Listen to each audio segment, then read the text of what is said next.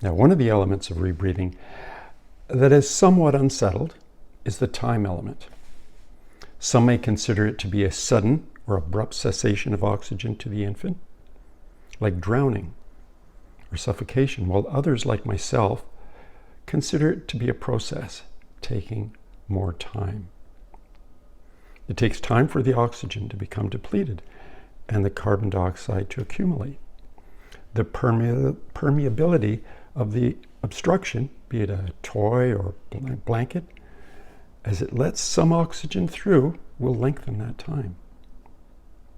Other factors affecting time could be the age of the infant, the strength of the breathing, the sensitivity of their autonomic system to arousal, the level of ventilation in the room, the presence of secondhand smoke or viruses, and so on. My consideration here is that if a SIDS tragedy is avoided because the infant is aroused or picked up just before rebreathing results in a SIDS death, could there be other consequences due to the depleted rebreathing to that point in time? Taken as an example, if a particular infant under certain circumstances would result in a SIDS death after 15 minutes of rebreathing, what would be the outcome be if they were aroused at 12, 13, or 14 minutes of rebreathing? Could that rebreathing cause any other outcomes to the infant's brain or interfere with its development? I don't know how it couldn't, but that's just my opinion. Just as survivors of drownings can suffer some brain damage depending on how long it took to revive them, could not rebreathing similarly suffer some other consequences? My suggestion here is in some cases, perhaps in many cases, learning disabilities could be those other outcomes. Possibly even autism in the severest of cases. So I hope I've explained myself well enough. What do you think? Do you think that rebreathing is limited to just SIDS death? Or could it have other outcomes? Even if SIDS death due to rebreathing is sudden, could there not also be other consequences or outcomes other than death? Please comment below at the end of this video and join the conversation. Just want to read something here that I wrote back in 2009 as part of the first chapter. For the purpose of this writing, the words disability, exceptionality, and disorder are often used interchangeably as they refer to outcomes of rebreathing. Consider, for an example, that many who are autistic don't consider it a disability. The use of these words is not meant in any way to judge negatively about any condition. There is never an intent to offend. So I prefer the word exceptionality as it refers to outcomes that make us different, and often it's these differences that make us better as a person.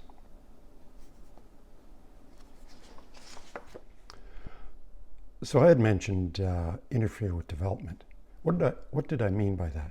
I believe that the growth of billions of neurons, followed by their interconnections to complete the working, healthy brain, follows a genetically preset order.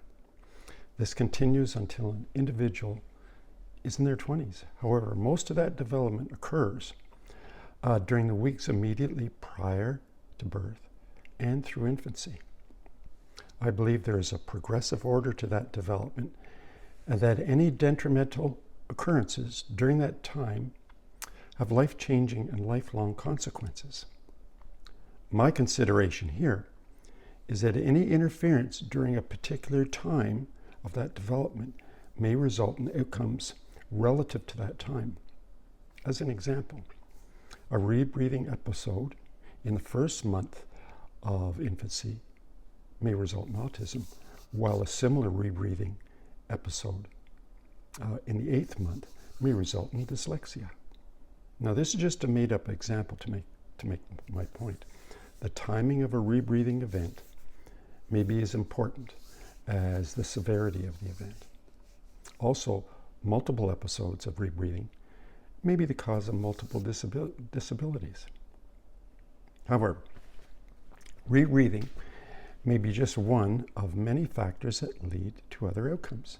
Fetal alcohol syndrome is one. A compromised umbilical cord may be another, as well as a difficult or protracted delivery. The health, nutrition, and drugs taken by the mother certainly are significantly important. Did the mother suffer a physical accident or an infection or a virus that could have led to the creation of specific antibodies? Was the baby premature or underweight? There's a long list of factors that can lead to autism, learning disabilities, and other outcomes, of which rebreathing is just one. I'd written that some stillbirths may have been due to a compromised umbilical cord with a reduced supply of oxygen to the fetus, and as such could possibly be considered similar to a SIDS death. Likewise, many outcomes can be considered as originating during pregnancy. You know, we keep hearing the dichotomy nature, nurture, nature, nurture, but that isn't the whole story. There's a third and perhaps most significant player in how we turn out the way we do. That is those consequential incidents that occur during the early, vulnerable, and formative months. We need a name for that third element so that it becomes part of the narrative. Could it be incidental? In other words, nature, nurture, incidental? I don't know. Certainly not for me to decide, but it's important. You may think that I've focused on rebreathing, but I would just like it to be considered within the broader and more complex issues that drive those characteristics and qualities that we become. You know, much has been gleaned out of the stats from twins, identical and fraternal. These stats point to genetics as a significant cause of many outcomes, like autism. However, I believe this is a misdirection or an overstatement. Many of the outcomes that are similar due to this third element having bearing because the fetuses share the same resources of the mother and suffer the same detrimental influences throughout pregnancy. They may even share practices that lead to rebreathing as infants.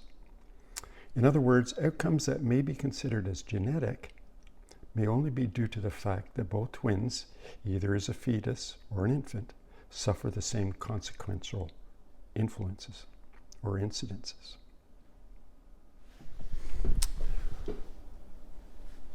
This video has gone on a bit longer than I had expected, but I want to get in those ideas, and I'm going to have one more. This is the last footnote on the last page of my book.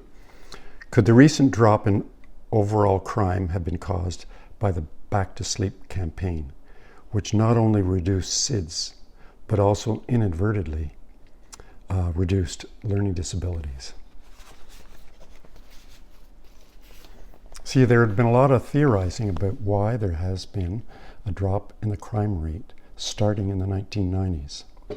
Others had come to the theory that it was due to the Roe versus Wade decision in the 1990s, which enabled poorer women to afford abortions.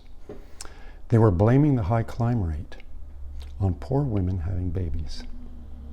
I find that absurd and rather offensive. They overlooked that the other initiative that took place in the early 1990s was the introduction of the Back to Sleep program, now called the Safe to Sleep program or positioning. In my view, I believe that not only did that campaign result in a reduction of SIDS deaths, but also a reduction of autism, learning disabilities, and possibly including some mental illnesses. And because of the avoidance of these detrimental outcomes, there was a reduction in the violent crime rate. In my view, doctors should stand and take a bow.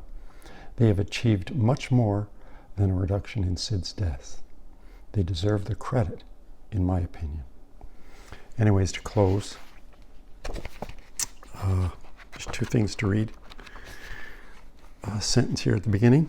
I hope that the suggestions I make here will stimulate a number of very educated professionals to dig deeper into this area of research, even if it is to prove me wrong.